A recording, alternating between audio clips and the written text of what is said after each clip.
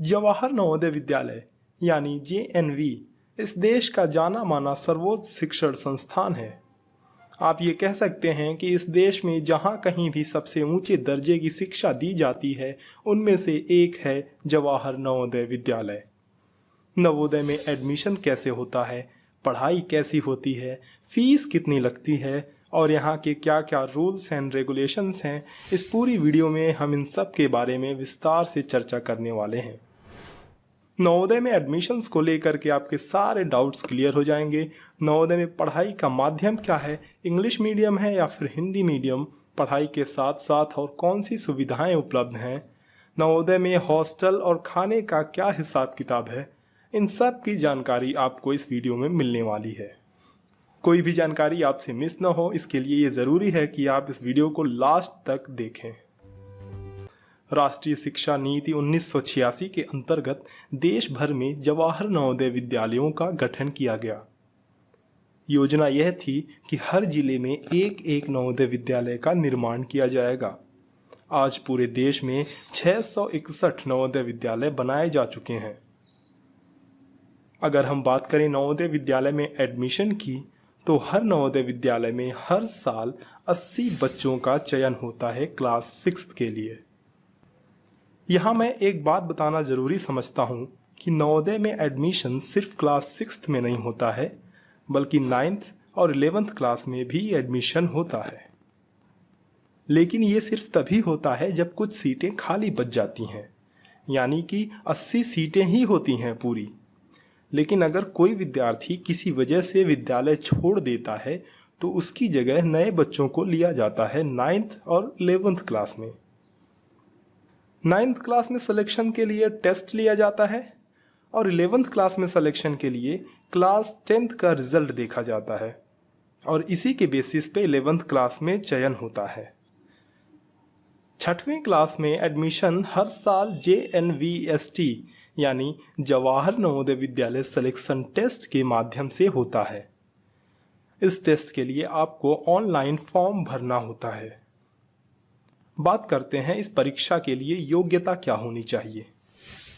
पहला तो ये कि अगर आप नवोदय विद्यालय में एडमिशन लेना चाहते हैं तो ये ज़रूरी है कि विद्यार्थी क्लास 3rd से 5th तक यानी तीसरी से 5वीं कक्षा तक किसी न किसी मान्यता प्राप्त विद्यालय या सरकारी विद्यालय से पढ़ा हो।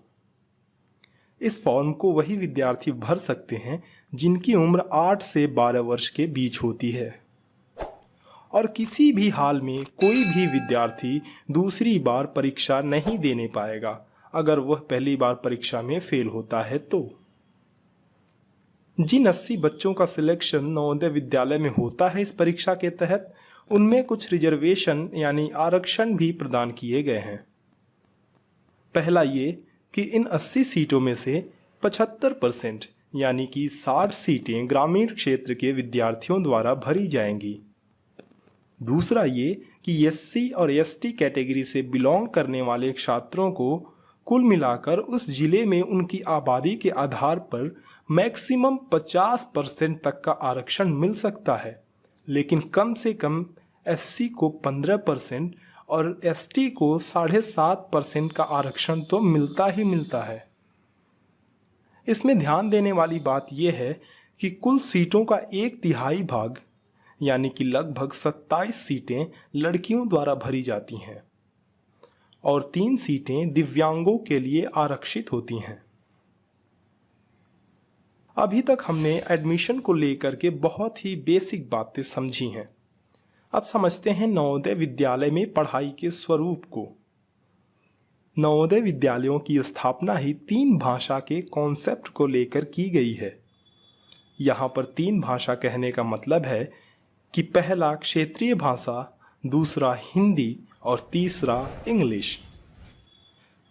6वीं से लेकर 8वीं क्लास तक नवोदय में क्षेत्रीय भाषा में पढ़ाई होती है। साउथ इंडिया में ये मीडियम इंग्लिश भी हो सकता है, लेकिन आप सब में से अधिकतर व्यूअर जो भी इस वीडियो को देख रहे हैं वो हिंदी भाषी ही हैं, तो मैं आपको बता दूं कि नॉर्थ इंडिया में 6वीं से 8वीं क्लास तक अधिकतर नवोदय विद्यालयों में हिंदी माध्यम से ही पढ़ाई होती है। उसके बाद 9वीं से 12वीं क्लास तक की पढ़ाई इंग्लिश मीडियम में की जाती है। नवोदय विद्यालय में एक बहुत अच्छा कॉन्सेप्ट है माइग्रेशन का। इसके तहत 9th क्लास में कुछ बच्चों को हिंदी भाषी क्षेत्र में स्थापित नवोदय विद्यालयों से अहिंदी भाषी क्षेत्र में स्थापित नवोदय विद्यालयों में भेजा जाता है और अहिंदी भाषी क्षेत्र में स्थापित नवोदय विद्यालयों से हिंदी भाषी क्षेत्र में स्थापित नवोदय विद्यालयों में 1 साल की पढ़ाई के लिए भेजा जाता है। बहुत ही सरल भाषा में बात कहूँ तो साउथ इंडियंस को नॉर्थ इंडिया के नवोदय विद्यालयों में और नॉर्थ इंडियंस को साउथ इंडिया के नवोदय विद्यालयों में भेजा जाता है। इससे भाषा और संस्कृति का परस्पर आदान प्रदान होता है और विद्यार्थियों का बहुमुखी विकास होता है। नवोदय विद्यालयों में पढ़ाई का स्तर बहुत ही अच्छा है। सभी हाईली क्वालिफाइड टीचर्स आपकी पढ़ाई पर ध्यान देते हैं। नवोदय में पढ़ाई के साथ साथ अन्य गतिविधियों पर भी काफ़ी जोर दिया जाता है, जैसे कला, खेल, म्यूजिक और स्टेज परफॉर्मेंसेस। इन सभी के लिए अलग से अध्यापक होते हैं जो विद्यार्थियों को पढ़ाई के साथ साथ इन सभी क्षेत्रों में भी निपुण करते हैं। नवोदय विद्यालय में पढ़ाई के साथ साथ रहने और खाने की भी व्यवस्था होती है। रहने के लिए बाकायदा हॉस्टल्स बनाए गए हैं और खाने के लिए डाइनिंग हॉल। इसके साथ साथ नवोदय विद्यालयों में विद्यार्थियों को और भी ज़रूरत की चीज़ें प्रदान की जाती हैं, जैसे कि यूनिफॉर्म्स, शूज़ और डेली यूज़ के आइटम्स।